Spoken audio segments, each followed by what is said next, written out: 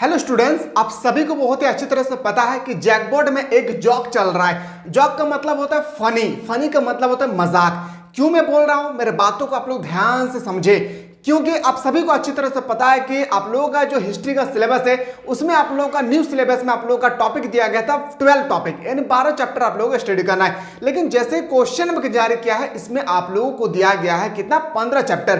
तो आप ही बताइए, क्या जोक नहीं है तो ये क्या है? इसके बारे में आप लोग जानना चाहते हैं कि सर हम लोगों को 12 चैप्टर पढ़ना है या 15 चैप्टर पढ़ना है, या इसके अलावा और कौन कौन से चैप्टर हम लोगों को इंक्लूडेड कर दिए गए हैं जैकबोर्ड के माध्यम से, वो भी हम लोगों को पढ़ना होगा क्या? तो इसके बारे में आप लोग कमेंट सेक्शन में कमेंट करें, अपना अपना राय दे। मैं आप लोगों के कमेंट को देखकर अगला वीडियो में आप लोगों का पूरा इंपॉर्टेंट डाटा तैयार करके लेके आऊंगा कि आप लोगों के चैप्टर जो है 12 करके कभी 15 कर दिया है, कभी 15 करके कभी 12 कर रहा है, कभी इंक्लूडेड कर रहा है, कभी सब्जेक्टिव कभी ऑब्जेक्टिव, कभी आप लोगों का एमसीक्यू में रिमूव कर रहा है, कभी इंक्लूडेड कर रहे हैं। इसके बारे में अगर फुल्ली डिटेल्स जानना चाहते हैं तो मेरे प्यारे आप लोग कमेंट सेक्शन चले, कमेंट में आप लोग कमेंट करें सर हम लोगों को जानना चाहिए, क्योंकि आप सभी को पता है कि सिलेबस को जानकारी होना बहुत ही जरूरी है। आप पढ़ रहे हैं तो बहुत अच्छी बात है, लेकिन सिलेबस के बारे में आप लोगों को पता होना बहुत ही जरूरी है। तो अगर आप लोग चाहते हैं मेरे प्यारे तो कमेंट सेक्शन आज आप लोगों के सामने फाइनली लेकर आया हूं क्या, तो आप लोगों का हिस्ट्री का जो आप लोगों का एग्जाम होने वाले 2024 में उसका वायरल प्रश्न लेकर आए। क्या है सर? वायरल प्रश्न। एक एक क्वेश्चन को ध्यान से सुनिएगा। सबसे पहले यहां पे एक मैं स्लोगन लिखा हूं, यह छूटा तो मार्क्स घटा। बिल्कुल मैं सही लिखा हूं मेरे प्यारे, एक भी क्वेश्चन अगर छूटा है तो मार्क्स घटेगा। और मैंने पहले ही आपसे बताया था कि इस बार 90 पार करके दिखाना है, चाहे कैसा भी क्वेश्चन आए। मिसाइल क्लासेस का एक छोटा सा परिवार आप लोगों के सपोर्ट में है। क्या है मिसाइल क्लासेस के परिवार आप लोगों के सपोर्ट में मेरे प्यारे। याद रखिएगा, मैं आज आपको बताने वाला फुल्ली 100 मार्क्स का और एमसीक्यू और सब्जेक्टिव होगी। कैसे होगी मेरे प्यारे, समझिएगा। सबसे पहले मैं बताने की कोशिश करूंगा पॉइंट नंबर 1 में वेरी शॉर्ट क्वेश्चन। क्या बताने की कोशिश करूंगा? Very short question. फिर मैं आपको बताने की कोशिश करूंगा आप लोगों का एमसीक्यू टाइप का। एमसीक्यू टाइप के क्वेश्चन को मैं करवाने के बाद आप लोगों को डिस्कस करवाऊंगा, याद रखिएगा, लॉन्ग क्वेश्चन, क्योंकि आप लोगों का सेट जो है ना पूरा बदल चुका है मेरे प्यारे। जब आप लोगों का क्वेश्चन बैंक रिलीज किया है ना, तब आप लोगों का पूरा सिलेबस जो है बदल चुका है। पूरा का पूरा क्वेश्चन पैटर्न, आप लोगों को जो एग्जाम पैटर्न बनेगी वो भी पूरा का पूरा ढांचा जो है चेंज हो चुका है। इसलिए मेरे प्यारे इस वीडियो को आप लोग बहुत अच्छी तरह से देखें और न्यू सिलेबस और न्यू एग्जाम पैटर्न के मुताबिक मैं आज आप लोगों के सामने 100 मार्क्स का फाइनली क्वेश्चन लेकर आया हूं। और यही वायरल प्रश्न है और आपके पेपर में ऐसा ही क्वेश्चन बनेगी। अगर आप लोग चाहते हैं सर हम लोगों को इसी तरह से, और जिस तरह से हम लोग डिस्कस कर रहे हैं अभी हिस्ट्री के बारे में, इसी तरह से हम लोग डिस्कस करवाए जियोग्राफी, पॉलिटिकल हिस्ट्री और जो भी इकोनॉमिक्स, आपका जो भी अदर सब्जेक्ट है उनके बारे में आप लोग जानना चाहते हैं मेरे प्यारे। New subject plus exam pattern, new exam pattern के बारे में आप लोग जानना चाहते हैं, नया नया क्वेश्चन, तो बिल्कुल आप लोग कमेंट सेक्शन देखना है। और एग्जाम में आप लोग ऐसी तरह छपेगी। पहला क्वेश्चन आप लोग आएगा, याद रखिएगा, लिखा रहेगा अति लघु उत्तर 7 प्रश्नों में से 5 प्रश्नों को उत्तर दे। हर एक क्वेश्चन आप लोगों का 2-2 मार्क्स का होगा, यानी 10 मार्क्स। अगर आपको अच्छी तरह से पता है तो 10 मार्क्स अपने मुट्ठी में आप करके आएंगे, ये मेरे प्रॉमिस है। और नहीं मेरे पता नहीं, अगर पता है आपको तो नहीं कर पाएंगे अपने मुट्ठी पे। समय है मुट्ठी में कर ले, ठीक है। पहला क्वेश्चन अगर आपसे पूछा जाएगा मोहनजोदड़ो शब्द अर्थ क्या है तथा यह किस भाषा का शब्द है, तो आप सभी को पता है कि मोहनजोदड़ो का जो शब्द है इसके बारे में हम लोग अच्छी पता है कि मृतकों का टीला है। लेकिन ये जो है ना किस शब्द से लिया गया है, बोलेंगे सिंधी भाषा से। याद रखिए कौन सा भाषा से? सिंधी भाषा से। अगर इतना लिख देंगे एग्जाम में ना 2 मार्क्स कंफर्म। क्या आप लोग नहीं चाहते 2 मार्क्स कि आ जाए मेरे अकाउंट पे? चाहते हैं ना मेरे रिजल्ट पे 2 मार्क्स काउंट हो जाए? चाहते हैं ना मेरे प्यारे? वीडियो को थोड़ा सा भी स्किप नहीं करना है, बहुत इंपॉर्टेंट सेशन है। याद रखिएगा न्यू सिलेबस, क्या है मेरे प्यारे? New syllabus plus new exam pattern. याद रखिएगा न्यू एग्जाम पैटर्न के साथ में आज आप लोगों के सामने एक एक क्वेश्चन को बेहतरीन तरीके से करवाने की कोशिश कर रहा हूं। समझिएगा, खानकाह से आप क्या समझते हैं? सूफियों के आश्रय स्थल यानी निवास स्थल को खानका कहा जाता है। मैंने बहुत पहली बार बता चुका हूं, ये क्वेश्चन बहुत ही भी आप लोगों को रिपीट कर चुका हूं, ठीक है। गोपुरम का क्या अर्थ है? देखिए गोपुरम से 2 क्वेश्चन आता है। पहला क्वेश्चन के गोपुरम का अर्थ क्या है? दक्षिण भारत में मंदिरों के प्रवेश द्वार को गोपुरम कहा जाता है। बस आपको इतना ही लिखना है, ठीक है। यहां तक ही आपको लिखना है कि दक्षिण भारत में मंदिरों के प्रवेश द्वार को गोपुरम क्या कहा जाता है। अब गोपुरम क्या है मैंने आप लोगों को ऑलरेडी हमारे एप्लीकेशन के माध्यम से जो पढ़ रहे हैं उन लोगों को मैं पिक्चर के माध्यम से आप लोगों को समझाने की कोशिश किया, तो वहां पे अच्छी तरह से और यहाँ पे लिखा है गोपुरम विशाल और ऊंचे बनाए जाते थे जिसका चित्रकलाओं का अलकृत है। देखिए मेरे प्यारे, ये जो क्वेश्चन है ना, गोपुरम क्या है, बस आपको इतना आंसर लिखना है, अपना बड़ाई नहीं करना है कि मुझे बहुत सारा आता है क्वेश्चन, मैं इसके बारे में बहुत अच्छी तरह से डिफिनेशन कर सकता हूँ। एग्जामिनर सिर्फ देखना चाहते हैं कि आपका माइंड कितना वर्क कर रहा है, इसलिए गोपुरम का अर्थ पूछा जाएगा तो बोलेंगे दक्षिण भारत में मंदिरों के प्रवेश द्वार को हम लोग गोपुरम कहते हैं। बस इतना ही लिखना है और कुछ नहीं लिखना है मेरे प्यारे। क्वेश्चन नंबर अगर 4 में आए, हुमायूं की रचना किसने की, बस इतना ही लिखना है, उसके बारे में कुछ नहीं। हुमायूं की रचना गुलबदन बेगम ने लिखा था, बस याद रखिएगा। यहाँ पे आपको क्या लिखना है, ये नहीं लिखना है कि जो बाबर की पुत्री या हुमायूं की बहन थी, ये सब नहीं लिखना है। ये सब तो आपको एग्जाम में नहीं कहा था। मैंने आपसे पूछूंगा कि आपका नाम क्या है, व्हाट इज योर नेम, तो क्या बताएंगे, मेरा नाम है राम, मेरे पिताजी का नाम है मोहन, मेरे मम्मी का नाम है कुंती देवी, क्या बताएंगे, नहीं ना। सिर्फ आपका नाम पूछे जाएंगे तो आप अपने नाम ही सिर्फ बताएंगे ना। तो बस आपको सिर्फ यहाँ पे आपका नाम पूछा गया, जैसे हुमायूं की रचना तो गुलबदन बेगम ने किया था, बस इतना ही आपको लिखना है, ठीक है। चलिए एक एक क्वेश्चन को लिखने का भी तरीका आपको पता होना चाहिए। संथाल विद्रोह के प्रमुख नेता के नाम लिखे। अब संथाल विद्रोह के समय बहुत सारे नेता थे, कम से कम आपको 4 नेता लिखना है। कितना, 4 नेता का नाम लिखना है। देखिए पहला नेता है सिद्धू और कानू, याद रखिएगा। उसके बाद चांद्र, उसका भैरव, यहाँ पे आपको 4 नेता का नाम लिखना है। 2 जुड़वा मुर्मू बहन, इस सब में आपको नहीं लिखना है, ठीक है ना। चलिए जो आता है उसको बहुत अच्छी बात है, नहीं आता है तो नोट डाउन करते जाएंगे, ठीक है, क्योंकि बहुत ही इंपॉर्टेंट सेशन है। अब आते हैं सर अगला क्वेश्चन है, आयन दहसाला प्रणाली के प्रतिपादक कौन थे। शायद आप में से बहुत सारे स्टूडेंट हैं जो ये क्वेश्चन जो है पहली बार देख रहे हैं, तो इसके प्रतिपादक कौन थे, बस आपको उतना लिखना है। आयन दहसाला के प्रतिपादक है टोडरमल, बस इतना है, जिसे अकबर ने भूमि विभाग का अध्यक्ष नियुक्त किया था। इससे आपको नहीं लिखना है, बस आपको लिखना है कि दहसाला के प्रतिपादक टोडरमल है, इतना आपको लिख देना है। मेरे प्यारे ये जो क्वेश्चन है ना, वेरी वेरी इंपॉर्टेंट है। जो क्वेश्चन आपको आता है बहुत अच्छी बात, नहीं आता नोट डाउन करते रहेंगे। मैं बार बार कह रहा हूं क्योंकि एग्जाम में टपके मेरे प्यारे, याद रखिएगा। इंडो सैनिक स्थापित शैली का भारत में 2 उदाहरण थे। 2 उदाहरण के बारे में कहा गया। इस शैली के उदाहरण में गेट ऑफ इंडिया, जिसकी निर्माण 1911 में हुई थी, और होटल ताजमहल, यानी ताज होटल जो है, ये भी आपको लिखना है। बस इतना आपको यहां से यहां लिखना है। 2 उदाहरण, गेट ऑफ इंडिया और एक लिखना है आपका ताजमहल, ठीक है। इसके अलावा आपको कुछ नहीं लिखना है और अपने बारे में बड़ाई नहीं करना है कि मुझे बहुत आता है। एग्जामिनर खास करके आपका माइंड चेक करता है। 7 क्वेश्चन हम लोग देखें, अब हम लोग देखते हैं एक एक क्वेश्चन को ऑब्जेक्टिव। फिर मैं आप लोगों को इसी वीडियो में डिस्कस करवाने की कोशिश करूंगा सब्जेक्टिव क्वेश्चन। बने रहे, स्किप करेंगे कुछ समझ में नहीं आने वाला है, ठीक है। चलिए पहला क्वेश्चन पे आते हैं मेरे प्यारे। एग्जाम का न्यू पैटर्न है ये, और न्यू सिलेबस के साथ ये जो क्वेश्चन है ना 100 मार्क्स का, ये हमारी टीम ने अभी जस्ट कलेक्ट किया है और मैं अभी जस्ट आप लोगों को प्रोवाइड करने की कोशिश कर रहा हूं। हड़प्पा किस नदी के किनारे अवस्थित है। जो हड़प्पा है वो किस नदी के किनारे अवस्थित है, बोलेंगे सर रावी नदी के किनारे। जो क्वेश्चन नंबर 2 है, विक्टोरिया टर्मिनल किस स्थापत्य शैली का उदाहरण है। बस आपको इतना पूछा गया, बोलेंगे सर नवगैथिक शैली, यानी ऑप्शन नंबर क्या आ जाएगा, ए आपका सही उत्तर हो जाएगा। एक एक क्वेश्चन को ध्यान से देखिएगा, बहुत ही इंपॉर्टेंट सेशन है। विजयनगर साम्राज्य की स्थापना कब हुई थी, किसने किया था, हरिहर राय और बुक्का राय ने, लेकिन कब हुई थी, बोलेंगे सर याद रखिएगा 1336 में। किस नदी के किनारे, तुंगभद्रा नदी के किनारे। आता है बहुत अच्छी बात है, नहीं आता है नोट डाउन करते रहेंगे। और कौन सा सब्जेक्ट अगला वीडियो में देखना चाहते हैं ये भी आप लोग कमेंट सेक्शन में कमेंट करें। महात्मा गांधी दक्षिण अफ्रीका गए थे, लेकिन वापस कब आए थे ये आपसे पूछे गए थे, तो 1915 में वापस आए थे Mahatma Gandhi ji. Question number next पे आते हैं, महावीर का जन्म कहाँ हुआ था। जो महावीर है इनका जन्म जो है, इनका जन्म स्थान आपसे पूछे गए, तो इनका जन्म स्थान कहाँ हुई, तो बोलेंगे सर कुंडल में। कहाँ पे, कुंडल 1 में। ऑप्शन नंबर आपका बिल्कुल सही उत्तर हो जाएगा, सी इज द करेक्ट आंसर हो जाएगी। चलिए अगला क्वेश्चन अगर आपसे पूछा जाए, जो क्वेश्चन नंबर 6 है, बहुत इंपॉर्टेंट है कि आयंगर व्यवस्था संबंधित थी, बोलेंगे सर विजयनगर साम्राज्य। कहां से, विजयनगर साम्राज्य, इसका बिल्कुल मेरे प्यारे सही उत्तर हो जाएगा, ठीक है। और पढ़ाई पे ध्यान दें, आप लोगों के पास 90 दिन समय है, अच्छा खासा समय है, तैयारी बेहतरीन तरह से करें और 90 दिन में 90% मार्क्स लाने की कोशिश करें, ठीक है। चलिए संविधान सभा के अस्थायी अध्यक्ष किसे चुना गया था, डॉक्टर राजेंद्र प्रसाद, याद रखिएगा, ठीक है। और डॉक्टर सचिदानंद सिन्हा को चुना गया था अस्थायी अध्यक्ष, इसको भी आप लोगों को नोट डाउन करते रहना है एक एक क्वेश्चन को। चलिए क्वेश्चन नंबर आते हैं 8 पे। भारत का राष्ट्रगान कौन सा है, भारत का राष्ट्रगान है क्या, बोलेंगे सर जन गण मन अधिनायक जय है, एंड ऑप्शन नंबर क्या हो जाएगा आपका बिल्कुल सही उत्तर हो जाएगा, D is the correct answer. Question number आते हैं सर 9 पे। आयन अकबरी की रचना किसने की थी, आयन अकबरी की रचना किया था अबू फजल ने। किसने किया था, अबू फजल ने आयन अकबरी की रचना किया था। अगला कौन सा सब्जेक्ट के बारे में आप लोग चाहते हैं, new syllabus plus new exam pattern का क्वेश्चन कौन सा सब्जेक्ट के बारे में, तो आप लोग कमेंट सेक्शन में दबा करके कमेंट करें। मैं अगला वीडियो आप लोग जैसे ही कमेंट करेंगे मेरे प्यारे, मैं जस्ट आप लोग को अगला वीडियो प्रोवाइड करने की कोशिश करूंगा, ताकि आप लोगों को भी पता चलेगा कि इस पैटर्न पे हम लोगों का एग्जाम होने वाला है। ठीक है, चलिए पढ़ रहे बहुत अच्छी बात है, लेकिन एग्जाम पैटर्न भी पता होना बहुत जरूरी है। गांधी जी के राजनीतिक गुरु कौन है? तो बोलेंगे सर गोपाल कृष्ण गोखले। क्या हो जाएगा? गोपाल कृष्ण गोखले इसका बिल्कुल सही उत्तर हो जाएगा। आते हैं सर 11 पे, अशोक के अभिलेखों में कितने प्रकार के प्रांतों का उल्लेख था?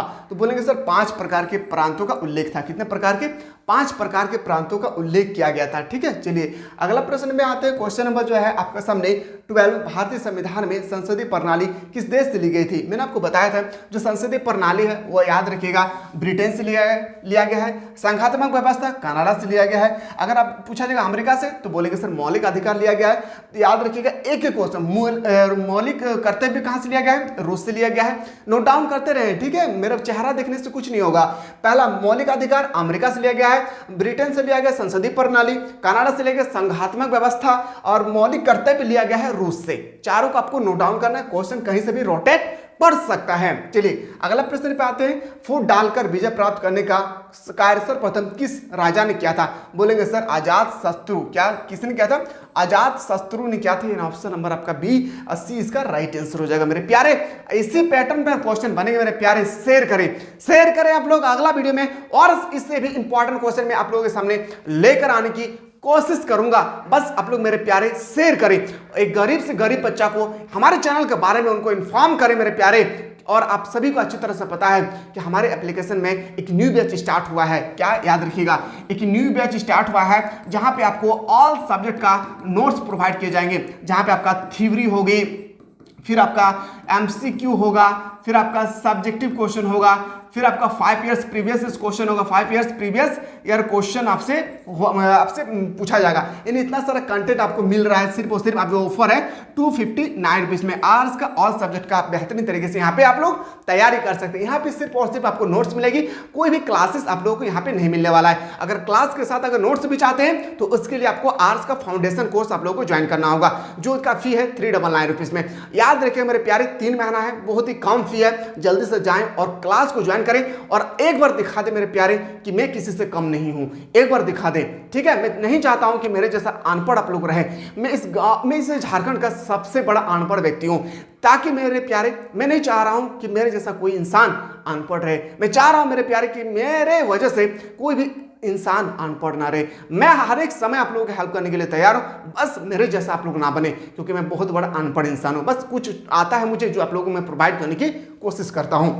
क्वेश्चन नंबर 14, भारतीय राष्ट्रीय कांग्रेस के संस्थापक कौन थे? बोलेंगे सर ए.ओ. ह्यूम। कब संस्थापक किए थे? 1885। नोट डाउन करते रहेंगे, ठीक है। चलिए अगला प्रश्न पे आते हैं सर। क्वेश्चन नंबर आते हैं सर 15 पे। सिंधु घाटी सभ्यता में समाज का स्वरूप कैसा था? बोलेंगे सर मातृसत्तात्मक। और ऑप्शन नंबर क्या हो जाएगा? ए इसका राइट आंसर हो जाएगा। अभी हम लोग ऑब्जेक्टिव क्वेश्चन डिस्कस कर रहे हैं, फिर मैं आप लोगों को सब्जेक्टिव में लॉन्ग क्वेश्चन प्रोवाइड करने की कोशिश करूंगा। क्वेश्चन नंबर आते हैं सर 16, धम्म नीति की शुरुआत किसने किया था? बोलेंगे सर अशोक ने किया था। याद रखिए किसने किया था? अशोक ने किया था। अगला प्रश्न अगर आपसे पूछा जाएगा सर, क्वेश्चन नंबर 17 पूछा जाएगा, गेट ऑफ इंडिया का निर्माण कब हुआ था? मैंने अभी जस्ट बताया गेट ऑफ इंडिया जो है इंडिया इसका मुंबई में निर्माण हुआ था। याद रखिए कब? 1911 में। ऑप्शन नंबर बी इसका राइट आंसर हो जाएगी। अगला प्रश्न पे आते हैं 18 में, जीतल क्या है? जीतल का जो अर्थ है आपको बताना है, तो बोलेंगे सर एक प्रकार का वह सिक्का है। जीतल क्या है? एक प्रकार का वह सिक्का है, ठीक है। चलिए अगला क्वेश्चन है, प्लासी की लड़ाई कब हुई थी? प्लासी की लड़ाई सभी को अच्छी तरह से पता है 1757 को हुई थी। 1757 को इसका लड़ाई हुआ था। चलिए मेरे प्यारे अच्छा लगे तो आप लोग लाइक करना ना भूलिए, क्योंकि आप लोगों का लाइक और कमेंट से ही हमें मोटिवेट मिलता है, और हम लोग चाहते हैं सर स्टूडेंट को और कितना इंपॉर्टेंट क्वेश्चन करवाएं ताकि उनके पेपर में कोई क्वेश्चन जैसे उनसे ना छूटे, ठीक है। महाभारत की रचना किसने किया था? महाभारत की रचना किसने किया था? तो बोलेंगे सर वेदव्यास ने किया था। किसने किया था? वेदव्यास जी ने ही महाभारत की रचना किया था। महाभारत की जो रचना है वह याद रखिएगा कहाँ पे हुई थी? तो ये भी आपको याद रखना है, कुरुक्षेत्र में। कुरुक्षेत्र में कितना दिन तक चला था? तो बोलेंगे सर 18 दिन तक। इस सबको नोट डाउन करें। आता है बहुत अच्छी बात है, नहीं आता है तो नोट डाउन करते रहेंगे, ठीक है। चलिए सर क्वेश्चन नंबर आते हैं 21, आयन अकबरी को कितने भागों में विभाजित किया गया था? बोलेंगे सर 5 भागों में। आयन अकबरी जो है उनको 5 भागों में हम लोग विभाजित किए थे। हम लोग नहीं, मुगल काल के जो शासक लोग थे, ठीक है। चलिए अगला प्रश्न पे आते हैं। क्वेश्चन नंबर आते हैं सर 22, विजयनगर की स्थापना मातृ देवी कौन थी? तो बताएंगे सर विजयनगर की स्थापना है मातृ देवी। अगर आपसे पूछा जाएगा तो आपके सामने चार ऑप्शन दिए गए, इसमें आपको बताना जो क्वेश्चन नंबर 22 है बहुत ही इंपॉर्टेंट मेरे प्यारे। तो बोलेंगे सर वो होगी पंपा देवी। क्या होगी मेरे प्यारे? पंपा देवी इसका राइट आंसर हो जाएगा। एक एक क्वेश्चन को ध्यान से देखिएगा, ठीक है। चलिए सर क्वेश्चन नंबर आते हैं सर 23। क्या आते हैं सर 23, दामिन ए कोह को कहा जाता है? जो दामिन एको है को क्या कहा जाता है? संथाल परगना क्षेत्र। क्या बोलेंगे सर? संथाल परगना क्षेत्र। समझ में आ रहा है जी? कोई दिक्कत तो नहीं हो रहा ना? दिक्कत ही नहीं होना चाहिए मेरे प्यारे। मैं आप लोगों के लिए दिक्कत उठाने के लिए तैयार हूं, बस आप लोग दिक्कत ना उठाएं। बस आप लोग का भी काम एक ही है कि पढ़ना है, पढ़ना है, पढ़ना है, पढ़ना है। याद रखिएगा, याद रखिएगा मेरे प्यारे, अभी एक ही बात ठान लेना है, पढ़ना है तो पढ़ना है, पढ़ना है। ठीक है? मेहनत अब दिन रात होगी, लोगों से कम और किताबों से ज्यादा बात होगी, बस यही ठान के रखिए। ठीक है? क्वेश्चन नंबर आते हैं 24। भारत में प्रचलित सती प्रथा का उल्लेख किस विदेशी यात्री ने किया था? तो जो क्वेश्चन नंबर आपके सामने 24 है, इसका जो राइट आंसर होगा वर्नियर ने किया था। किसने किया था मेरे प्यारे? वर्नियर ने किया था। ऑप्शन नंबर आपका ए इसका सही उत्तर हो जाएगा। चलिए सर आते हैं अगला क्वेश्चन। अगर हमारे पेपर में आ जाए 25 कि बंगाल का विभाजन कब हुआ था, तो बोलेंगे सर कूद के बताना है मेरे प्यारे और हंस के बताना है। 1905 में हुआ था। कब हुआ था? 1905 में बंगाल का विभाजन हुआ था। क्वेश्चन नंबर आते हैं 26। फोर्ट सेंट जॉर्ज की स्थापना कहाँ हुआ था? सभी को अच्छी तरह से पता है, जो हमारे एप्लीकेशन का माध्यम से पढ़ रहे हैं। कहाँ पे हुई थी? मद्रास में हुआ था। कहाँ पे? मद्रास में इसका स्थापना किए गए थे। अगला अगर क्वेश्चन पूछा जाए 27, ऑपरेशन पोलो के द्वारा किस देशी रियासत को भारतीय संघ का अंग बनाया गया था? याद रखिएगा किसने बनाया था? सरदार पटेल और बीपी मेनन। बहुत इंपॉर्टेंट है, जब आगे चलकर आप लोग SSC, banking, railway, defence, CSF, BSF, army वगैरह का तैयारी करेंगे तो वहां पे क्वेश्चन पूछा जाएगा कि किस दो मंत्री ने अब जो हम लोग देशी रियासतें हैं जो ऑपरेशन पोलो के द्वारा भारत का अंग बनाया गया था, तो बोलेंगे सर बीपी मेनन और आपको याद रखने है क्या? सरदार पटेल। क्या हो जाएगा? सरदार पटेल। लेकिन यहाँ पे आपसे पूछाएगा वो कौन सा शहर था? बोलेंगे सर वो हैदराबाद था। याद रखिएगा। ठीक है? हैदराबाद। जूनागढ़ इसका आंसर नहीं होगा, ये भी आप लोगों को ठान लेना है। ठीक है ना? चलिए क्वेश्चन नंबर आते हैं सर 28। भारत का अंतिम वायसराय किसे माना जाता है? भारत का अंतिम वायसराय माना जाता है लॉर्ड माउंटबेटन। क्या था सर? Lord Mountbatten. याद रखिएगा भारत का अंतिम वायसराय लॉर्ड माउंटबेटन। कंफ्यूजन नहीं होना है। ठीक है? चलिए अगला प्रश्न पे आते हैं, करो या मरो की नारा किसने दिया था? सभी को अच्छी तरह पता है, महात्मा गांधी। महात्मा गांधी का जन्म जो है 2 अक्टूबर यानी आज ही के दिन इसकी जन्म हुई थी। ठीक है? 2 अक्टूबर के दिन। चलिए अगला प्रश्न पे आते हैं सर। क्वेश्चन में जो हम लोगों का 30 है, काला कानून किसे कहा गया है? कि काला कानून अगर आपसे पूछा जाए कि काला कानून किसे कहा जाए तो बोलेंगे सर रॉलेट एक्ट। किसको बोलेंगे सर? रॉलेट एक्ट को ही हम लोग काला कानून के नाम से हम लोग अच्छी तरह से इनको हम लोग जानते हैं, काला कानून के नाम से, रॉलेट एक्ट को। अगर अगला प्रश्न पूछा जाएगा, भारत आने वाला पहला यूरोपीय कौन था? देखिए भारत में पुर्तगाल लोग भी आए थे, डच लोग भी आए थे, ब्रिटेन लोग भी आए थे और अंग्रेजी को हम लोग ब्रिटेन बोलते हैं, फ्रांसीसी लोग भी आए थे। लेकिन अगर आपसे पूछा जाए कि प्रथम, याद रखिएगा पहले यूरोपीय कौन था, तो बोलेंगे सर पुर्तगाल। याद रखिएगा। ठीक है? पुर्तगाल 1498 ईस्वी में या 1492, एग्जैक्ट है हम पता नहीं है, 1498 या 1492 होगा, उस समय आया था पुर्तगाल लोग। ठीक है? चलिए अगला प्रश्न पे आते हैं सर। क्वेश्चन नंबर हम लोग आते हैं 32। मुगल कालीन चित्रकला किसके शासनकाल में चरम उत्कर्षण पर पहुंची थी? तो बोलेंगे सर जहांगीर। क्या बोलेंगे सर? जहांगीर। मैंने कई बार ये सब क्वेश्चन आप लोगों को ऑलरेडी प्रोवाइड कर चुका हूं। अभी हम लोग देखने वाले हैं सब्जेक्टिव क्वेश्चन। सब्जेक्टिव क्वेश्चन के लिए आप लोग तैयार रहें। ठीक है? त्रिपिटक साहित्य किस धर्म से संबंधित है? त्रिपिटक जो है वो बौद्ध धर्म से संबंधित है। याद रखिएगा बौद्ध धर्म का संस्थापक महात्मा बुद्ध, या भी गौतम बुद्ध जिसे हम लोग बोलते हैं। चलिए अगला अगर क्वेश्चन पूछा जाएगा सर 34 पे कि कैप्टन हॉकिंग्स किस मुगल दरबार में आया था? बहुत इंपॉर्टेंट। तो बोलेंगे सर कैप्टन हॉकिंग्स जो है ना वो जहांगीर के मुगल दरबार में आया था। चलिए मेरे प्यारे क्वेश्चन नंबर हम लोग आते हैं 35। गांधी इरविन पैक्ट कब हुआ था? गांधी इरविन पैक्ट हुआ था 1931 में। कब हुई थी? 1931 जो है गांधी इरविन पैक्ट हुई थी। गांधी इरविन पैक्ट जो अगर आपसे पूछा जाएगा तो बोलेंगे सर 1931 में हुई थी। ठीक है? चलिए अगला क्वेश्चन है, क्वेश्चन नंबर नेक्स्ट आते हैं। मैं यहाँ पे थोड़ा सा आप लोगों को मैं बताना चाहता हूँ कि आप सभी को पता है मेरे प्यारे अच्छी तरह से कि आप लोग का एग्जाम डेट बहुत ही नजदीक आ चुका है मेरे प्यारे। क्या अगर आप 2 महीना 3 महीना अपने रिलेशनशिप से बात करने के लिए या अपने फ्रेंडशिप से बात करने के लिए अगर छोड़ देंगे, क्या कोई फर्क पड़ेगा? क्या नहीं मेरे प्यारे। आप किस हद से गुजर रहे हैं ना, किसी को कोई फर्क नहीं पड़ता आपके सिर्फ और सिर्फ मम्मी पापा को छोड़कर। अगर आप चाहते हैं मेरे प्यारे कि मेरे जिंदगी में इनकलाब पैदा हो, मेरे पढ़ाई की वजह से, मेरे कामों की वजह से मेरे मम्मी पापा का नाम रोशन हो, मेरे घर का नाम रोशन हो, मेरे गांव का नाम रोशन हो, तो आप लोग चाहते हैं मेरे प्यारे तो दोस्ती दारी रिलेशनशिप गर्लफ्रेंड बॉयफ्रेंड कुछ नहीं मेरे प्यारे।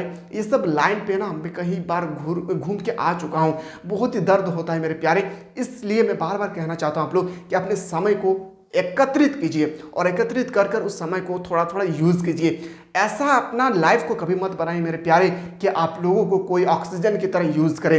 इसलिए मैं बार बार कहता हूं मेरे प्यारे कि इस कदर कोई काम करे कि आपके काम से आपके काम से आपका नाम हो जाए और आपके नाम होने की वजह से किसी इंसान का भी काम बन जाए। इसलिए मैं बार बार यही बताना चाहता हूं कि अभी जो समय आप लोग सदुपयोग करें। यही समय अगर आपके हाथों से गुजर जाएगी ना, तो आपके हाथों में जिस दिन रिजल्ट आएगा फिर उस दिन आपको एहसास होगा, काश मैं और मेहनत कर लेता, आज मैं 50% मार्क्स लाया हूँ, आज मैं 70% मार्क्स लाया हूँ, आज मैं 80% मार्क्स लाया हूँ, काश मैं थोड़ा सा और मेहनत करता तो मेरा 5% मार्क्स और बढ़ सकता था। मेरे प्यारे, उस समय ना आपके हाथों पे जब रिजल्ट होगी तो हर इंसान आपसे पूछेंगे मेरे प्यारे कि बताइए थोड़ा सा आपका मार्क्स कितना है, और उस समय हर समय आपसे कॉल आएगी। उस दिन जब आपका रिजल्ट आपके हाथों पे होगी, उस दिन आपका सारे तरफ से कॉल आएगी, मम्मी घर से, मामा घर से, मम्मी घर से, पापा घर से, कहीं से भी, रिलेशनशिप से, गर्लफ्रेंड से, बॉयफ्रेंड से, मामा, कहीं से भी आपका रिलेशन से कॉल आएंगे। और अगर आपसे एक ही क्वेश्चन आएगा, बाबू अरे कितने % मार्क्स ला ले रहे तू, तो बताइएगा, तू बता भी ना कितना मार्क्स लाई, हम 50% अरे तू की कर ले रे, तू इतना दिन से तू बातवा ना पूछल पा रही कि तोहनी के पढ़ल बे तो पढ़ल बे, जब तोहनी के पढ़ल चाहले, जब तुमको पढ़ना चाहिए था उस समय तुम घूम फिर रहे थे। उस समय कहेंगे इंसान। अभी कोई कह रहे हैं कि आपके पास पैसा है या नहीं रजिस्ट्रेशन करवाने के लिए, आप ट्यूशन जा रहे हैं या नहीं, आप ट्यूशन नहीं जा रहे तो आप किस वजह से नहीं जा रहे, आपके पास बुक नहीं है, क्या आपको कोई बुक ला कर दे रहे हैं? नहीं देंगे मेरे प्यारे, क्योंकि इंसान जो है ना, ये दुनिया का दस्तूर है। हर एक सक्सेस इंसान का पीछे सब कोई होता है, लेकिन एक सफलता इंसान के पीछे कोई नहीं होता है। इसलिए सफलता हासिल कीजिए, असफलता के पीछे कोई नहीं होता मेरे प्यारे। सफलता हासिल कीजिए, हर एक इंसान आपकी, याद रखिएगा, पीछे होगी। ठीक है, बाकी आपके ऊपर डिपेंड है आपको लाइफ कैसे गुजारना है। हो सका मेरी बातों को आपको बुरा फील होगा, है ना, तो आप लोग बुरा फील ना करें, मैं उसके लिए आप लोग सॉरी चाहता हूँ, क्योंकि मैं नहीं चाहता मेरे प्यारे कि आप लोग अपना लाइफ को बर्बाद करें। क्योंकि मुझे ना, मेरे आंखों से ना, मैं बहुत सारे इंसान को ऐसा देखा हूँ कि अपने लाइफ को किस तरह से वो बर्बाद करते हैं। जब उसका उम्र 25 साल 26 साल हो जाते हैं, तब वो देखते हैं कि कमाने का कोई जरिया नहीं है, तब वो व्यक्ति क्या करता है, लेबर में काम करना शुरू कर देते हैं। अगर आप भी चाहते हैं कि 8 घंटा मजदूर करके मुझे 200 रुपया 300 रुपया मिले, कोई ज़रूरत नहीं है कि पढ़ाई लिखाई होना चाहिए। ठीक है, चलिए क्वेश्चन नंबर आते हैं सर 36 पे। 1857 का विद्रोह कहाँ से प्रारंभ हुआ था? बोलेंगे सर मेरठ से। कब हुई थी सर? 10 मई, याद रखिएगा। क्या बोलेंगे सर? 10 मई 1857 को, याद रखिएगा। बहुत ही, और सबसे पहली बात, इसमें फांसी किसको दिया गया था? मंगल पांडे। इसको भी आप लोग को याद रखने, क्वेश्चन कई बार रिपीटेड कर दिए गए हैं। आते हैं सर 37 पे। नैनार संत पूजा करते थे, जो नैनार संत थे वो शिव की पूजा करते थे। ठीक है, चलिए सर अगला क्वेश्चन में आते हैं। क्वेश्चन में हम लोग आता है सर 38। दांडी किस राज्य में स्थित है? दांडी जो है वो गुजरात में स्थित है। कहाँ पे है? गुजरात में, जहाँ गांधी जी की जन्म हुई थी, पोरबंदर में, याद रखिए, 2 अक्टूबर 1869 में। क्वेश्चन में 39 पे आते हैं। जजिया किससे लिया जाता था? तो बोलेंगे सर जिम्मियों से। यहाँ पे थोड़ा सा गलत है, जिम्मियों से लिया जाता था। ठीक है, तो इसको आप लोग सही कर लीजिएगा। अगला क्वेश्चन अगर आपसे पूछा जाएगा, हाथी गुफा अभिलेख किससे संबंधित है? हाथी गुफा अभिलेख जो है वो खारवेल से संबंधित है। किसे?